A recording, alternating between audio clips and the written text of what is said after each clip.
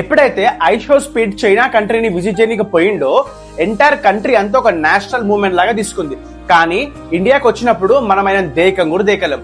మంచి opportunity miss చేసుకున్నాం మనం. చైనాలో స్పీడ్ మనకి ఫాస్ట్ కార్స్, ఫ్లోటింగ్ కార్స్, అక్కడ ఉన్న టెక్నాలజీ అండ్ డెవలప్మెంట్ మొత్తం చూపించిండు. స్పీడ్ ని కలవడానికి చాలా మంది లోకల్స్ వచ్చారు, బిగ్ క్రియేటర్స్ వచ్చినారు. ఆఖరికి ప్రెసిడెంట్ కొడుకు వచ్చి కూడా స్పీడ్ తో డాన్సులు చేసిండు. చైనా స్పీడ్ ని టూరిజం ని బూస్ట్ చేసుకోవడానికి కరెక్ట్ గా యూజ్ చేసుకుంది.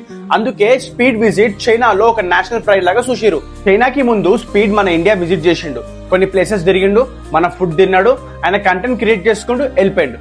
No hype, no trend, nothing. మన దగ్గర కూడా చాలా ఉన్నాయి, కల్చర్, టెంపుల్స్, హిస్టరీ, స్టోరీస్, కానీ ఇవేమీ చూపించలే. స్పీడ్ విజిట్ ని ఇండియా ఒక ఆపర్చునిటీ లాగా యూటిలైజ్ చేసుకోలేదు, కానీ చైనా చేసుకుంది. స్పీడ్ విజిట్ తర్వాత చైనా టూరిజం 3% పెరిగింది. That's the power of influencer and a good lesson to India that should not miss any opportunity.